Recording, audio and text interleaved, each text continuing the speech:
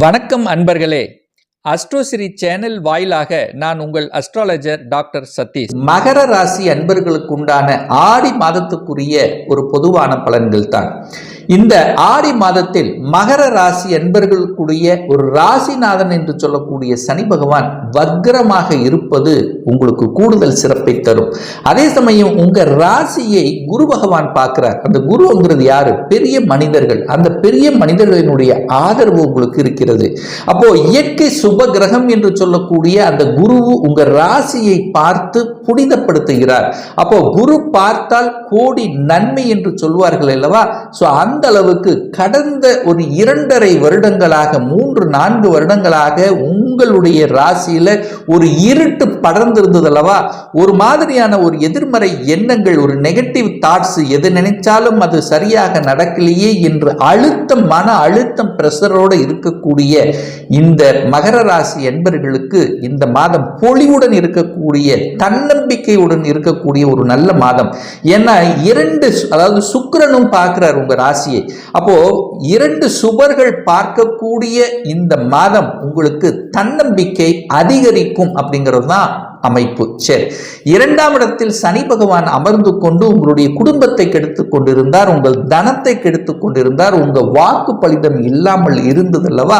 இப்ப சனி வக்ரமாக இருந்துட்டார். அந்த வக்ரம் என்பது தன்னுடைய இயல்புக்கு மாறிய தன்மை. இதுவரைக்கும் கெடுத்துக் கொண்டிருந்தது.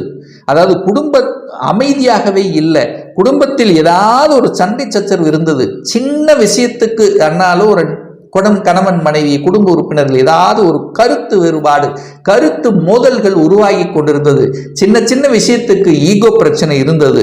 ஸோ அதை எல்லாமே இப்போ ஒருவருக்கொருவர் புரிந்து கொள்ளக்கூடிய தன்மை, கணவன் மனைவியை விட்டு கொடுக்கக்கூடிய தன்மை, மனைவி கணவனுக்காக விட்டு கொடுக்கக்கூடிய தன்மை, யார் சம்பாதிச்சாலும் தன்னுடைய குடும்பத்துக்காகத்தான் அப்படிங்கிறத புரிந்து கொள்ளக்கூடிய உணர்வுகள் இந்த மாதம் உங்களுக்கு நிச்சயமாக வெளிப்படுத்தும். பிரிந்த தம்பதிகள் ஒன்று சேர்வதற்கான வாய்ப்புகள், சந்தர்ப்பங்கள் இருக்கு. தனம் ரீதியாக இருந்து வந்த பிரச்சனைகள், பொருளாதாரம் எவ்வளவு வந்தாலும் அது ஏதாவது ஒரு வகையில் செலவாகி கொண்டே இருந்தது, அல்லது கொடுத்த பணம் எங்கேயாவது இடத்துல போய் லாக் ஆகி அது நமக்கு பிரச்சனை கொடுத்து கொண்டு இருந்தது. தான் பேசினா, நல்லதே பேசினாலும் அது கெட்டதில் தான் போய் முடியுது. அப்போ பேசினாலே வம்பு அப்படின்னு இருந்து கொண்டிருந்தவர்களுக்கு இப்போ உங்களை புரிந்து கொள்ளக்கூடிய நிகழ்வு, அந்த அதிகாரம், அதாவது ஒரு அதிகாரத்துக்குள்ள போய் பிரச்சனையா இருந்தது. ஒரு நல்லது சொன்னாலும் தவறா போச்சு, அல்லது தவறான வழியிலே போகக்கூடிய தன்மைகள், இப்படி ஏதாவது ஒரு ரூபத்தில் குடும்பத்தில் ஒரு மன நிம்மதி இல்லாத இருந்த இந்த மகர ராசி என்பவர்களுக்கு இப்போ நிம்மதி கொடுக்கக்கூடிய ஒரு நல்ல மாதமாக அமையும். 3ஆம் இடத்தில் ராகு இருப்பது நல்லது. உபஜயஸ்தானத்தில் ராகு இருப்பது அனைத்து விதத்திலும் மேன்மை தான். அது ராகு குருவோட வீட்டில் இருக்கிறது இன்னும் கூடுதல் சிறப்பை ஏற்படுத்தும். அப்ப என்ன? வெளிநாட்டு தொடர்புகளை ஏற்படுத்தும். ஏற்றுமதி இறக்குமதி சார்ந்த விஷயத்தில் நன்மைகள் பறிக்கக்கூடிய தன்மை, இதுவரைக்கு விற்பனையாகாத நிலங்கள் விற்பனையாகக்கூடிய தன்மை, வியாபாரத்தில் புத்துணர்ச்சி இருக்கும். வியாபாரத்தில் புதிய ஸ்ட்ராட்டஜி பிளான், புதிய உக்திகளை கையாளக்கூடிய தன்மைகள் இந்த காலகட்டம் உங்களுக்கு சிறப்பா இருக்கு. 4ஆம் அதிபதியாக இருக்கக்கூடிய அந்த செவ்வாய் போய் 5ஆம் இடத்துல பூர்வ புண்ணிய ஸ்தானத்தில் அது குருவோட சேர்ந்து இருப்பது சிறப்பு. ஏன்னா கடந்த சில மாதங்களாகவே வீட்டில் இருந்தாலும் ஒரு நிம்மதி இல்லாமல் இருந்தது. ஒரு இருட்டோட இருந்த மாதிரி, ஒரு வனவாசத்துக்கு எங்கேயாவது போயிடலாமா அப்படிங்கிற மாதிரியான எண்ண ஓட்டத்தில் கொடுத்து கொண்டிருந்தது அல்லவா? ஏன்னா அந்த செவ்வாய் என்கின்ற கிரகம் சனியோட இணைஞ்சிருந்தார், அடுத்து ராகுவோடு இருந்தார், சனியினுடைய பார்வையிலிருந்து இப்படி இந்த சனி செவ்வாயினுடைய காம்பினேஷன் இருக்கும்போது ஒரு எரிச்சல் ஊட்டக்கூடிய மனநிலை உங்களுக்கு கொடுத்துட்டு இருந்தது அல்லவா? இப்போ அந்த எரிச்சல் விலகி ஒரு புத்துணர்ச்சி, ஒரு பொலிவு கிடைக்கக்கூடிய தன்மைங்கிறது இந்த மாதத்திலிருந்து நிச்சயமாக மகர ராசினருக்கு இருக்கும். அது நன்றாகவே உணர்வு பூர்வமாக உணர்ந்து கொள்ளக்கூடிய ஒரு மாதமாக நிச்சயமாக அமையும். குழந்தைகளினுடைய நலன்கள் திருப்திகரமாக இருக்கும். ஏன்னா 5ஆம் இடத்துல குரு பகவான் வந்து அமர்ந்திருக்கிறார். அப்போ குரு, குழந்தை காரகனான குரு குழந்தை ஸ்தானத்தில் இருப்பது குழந்தைக்கு ஒரு மேன்மை, குழந்தைக்கும் உள்ள அந்த இடைவெளி குறைக்கக்கூடிய தன்மை, உங்களை புரிஞ்சு கொள்ளாத குழந்தைகள் உங்களை புரிந்து கொள்ளக்கூடிய தன்மைகள், குழந்தைகளினுடைய படிப்பு மந்த நிலை தேக்க நிலை இருந்ததெல்லாம் மாறக்கூடிய தன்மை, குழந்தைகள் ஆசைப்பட்ட தன்மைகள் அடையக்கூடிய தன்மை, நல்ல படிப்பு என்ன படிப்புன்னு ஆசைப்பட்டாரோ அந்த படிப்பு கிடைக்கக்கூடிய தன்மைகள் எல்லாமே சிறப்பாக இருக்கிறது.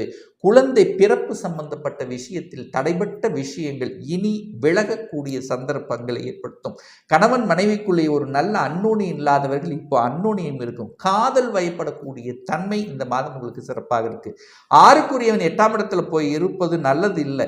ஏன்னா கடனை வளர்க்கக்கூடிய தன்மை. அப்போ கடன் விஷயத்தில் ரொம்ப ரொம்ப கவனமாக இருக்கணும், எச்சரிக்கையோடு இருக்கணும் அப்படிங்கிற ஞாபகம் வச்சுங்க. எதிர்ப்பு பகை உங்களுக்கு கெட்டது அப்படின்னு உங்க மனசுக்கு பற்றுச்சனாலே அந்த விஷயத்துக்கு போக வேண்டாம். வம்பு வழக்கு சம்பந்தப்பட்ட விஷயத்துக்கு போகக்கூடாது. உடல்நலம் சார்ந்த சின்ன சின்ன தொந்தரவுகள் பிரச்சனைகள் நிச்சயமா இருக்கும். அது குறிப்பாக நியூரோ சம்பந்தப்பட்ட நரம்பு சம்பந்தப்பட்ட சின்ன தொந்தரவுகள் வருவதற்கான வாய்ப்புகள் இருக்கு. ஸோ அதை நீங்கள் கொஞ்சம் கரெக்டாக பார்த்துக்குங்க. சூரியன் 8ஆம் அதிபதி 7ஆம் இடத்திலும் 6, 7, 8 கனெக்ட் ஆகிறதுனால என்ன கொஞ்சம் அனுசரித்து, குடும்ப விஷயத்தில் கொஞ்சம் அனுசரித்து, கூட்டாளிகள் விஷயத்தில் கொஞ்சம் கரெக்டாக கணக்கு வழக்கங்களை கரெக்டாக பார்த்து கொள்வது உங்களுக்கு அனைத்து விதத்திலும் மேன்மையை ஏற்படுத்தும். 5க்குரியவன் 7ஆம் இடத்தில் இருக்கிறதுனால காதல் செல்லக்கூடிய வாய்ப்புகள், அந்த காதல் இருப்பவர்களுக்கும் சின்ன சின்ன கருத்து வேறுபாடுகள், ஈகோ பிரச்சனைகள் வருவதற்கான வாய்ப்புகள் இருக்கு. ஸோ அதை தவிர்த்து கொள்வது நலம். 9ஆம் இடமான பாக்கியஸ்தானத்தை குரு பார்ப்பது நல்லது. அப்போ ஒரு நல்ல பாக்கியம் உங்களுக்கு கிடைக்க போகிறது அப்படின்னு அர்த்தம். இதுவரைக்கும் எந்த பாக்கியத்துக்காக நீங்கள் வேண்டிக் கொண்டிருந்தீர்களோ, எத்தனை பிரார்த்தனை எடுத்துக் கொண்டிருந்தீர்களோ, எத்தனை பரிகாரத்துக்கு சென்றிருந்தீர்களோ, எந்தெந்த இஷ்ட தெய்வங்களை வழிபட்டு கொண்டிருந்தீர்களோ அது எல்லாமே பலிதமாகக்கூடிய சூழ்நிலை இந்த மாதம் இருக்கு. குலதெய்வத்துக்கு சென்று வந்தால் இன்னும் உங்களுக்கு உத்தமத்தை ஏற்படுத்தி கொடுக்குங்கிறதுல எந்தவித மாற்று கருத்தும் இல்லை. 10க்குரியவன் எங்கே இருக்கார்? தனக்கு 10ஆம் இடம் என்று சொல்லக்கூடிய 7ஆம் இடத்தில் இருப்பது நல்லது. தொழிலில் மாற்றம் ஏற்படக்கூடிய தன்மை, தொழில் மூலமாக இருந்து வந்த இறுக்கங்கள், இணக்கங்கள், பிணக்குகள் எல்லாம் விலகக்கூடிய தன்மை. ஏன்னா கடந்த 2.5 வருஷமா நீங்க இருந்த விஷயங்கள் இப்போ கொஞ்சம் பரவலாம் அப்படிங்கிற அந்த மனப்பக்குவம் நிச்சயமாக இருக்கு. நிறைய அனுபவ ரீதியில் நிறைய அனுபவ பாடங்களை கற்றுக்கொண்டிருப்பீர்கள். அனுபவத்தை கொடுத்திருக்கும் அல்லவா, அந்த அனுபவத்தின் வாயிலாக இப்போ இப்படி செஞ்சால் இது சரி, இப்படி போனால் நல்லது, இவங்க இப்படி, உறவுகள் என்ன, தன்னுடைய அதாவது பணம் என்றால் என்ன, உறவு என்றால் என்ன அப்படிங்கிற அத்தனையும் நீங்கள் அனுபவபூர்வமாக உணர்ந்திருக்கக்கூடிய சூழ்நிலையில இப்போ நல்ல மாற்றங்களை நினைத்து அந்த மாற்றங்களுக்காக அடித்தளம் போட்டு நல்ல ஸ்ட்ராட்டஜிகளை பிளான் பண்ணி வெற்றிகரமாக நிர்வகிக்கக்கூடிய ஒரு நல்ல மாதமாக அமையும். 11ஆம் இடத்தை, லாபஸ்தானத்தை அந்த குரு பார்க்கிறார். இதுவரைக்கும் பார்த்தீங்கன்னா சனி 11ஆம் இடத்தை பார்த்து லாபம் இல்லை, மகிழ்ச்சி இல்லை, சந்தோஷம் இல்லை, இப்படி ஏதாவது ஒரு ரூபத்தில் குலைத்து கொண்டிருந்தது. பிரச்சனைக்குரியதாக சந்தோஷம் இல்லை, பணம் இருந்தால் மனசுல சந்தோஷம் இல்லை, நிம்மதி இல்லை அப்படிங்கிற விஷயம் இருந்தது அல்லவா. இப்போ அந்த குரு 11ஆம் இடத்தை பார்க்கறதுனாலையும் 11ஆம் அதிபதியாக இருக்கக்கூடிய செவ்வாய் பகவானும் அந்த 11ஆம் இடத்தை பார்க்குதல்லவா, அப்போ குருவும் செவ்வாயும் இணைந்து குரு மங்கள யோகத்துடன் 11ஆம் இடமான லாபஸ்தானத்தை பார்ப்பது அனைத்து விதத்திலும் நன்மையும் மேன்மையை ஏற்படுத்தி கொடுக்கும். கடந்த சில மாதங்களாக எந்தெல்லாம் தடைபட்டு கொண்டிருந்ததோ அந்த தடையெல்லாம் நிவர்த்தி செய்யக்கூடிய வாய்ப்பு, இறைவனாகி அந்த இறைவன் கொடுத்த அந்த வரத்தின் அடிப்படையில் நல்லவைகள் நடக்கக்கூடிய, நல்ல மாற்றங்களுக்கான அந்த பாதை அமைத்து கொடுக்கக்கூடிய ஒரு நல்ல மாதமாக இந்த மகர ராசினருக்கு அமையுங்கிறதுல எந்தவித மாற்று கருத்தும் கிடையாது இந்த ஆடி மாதம்.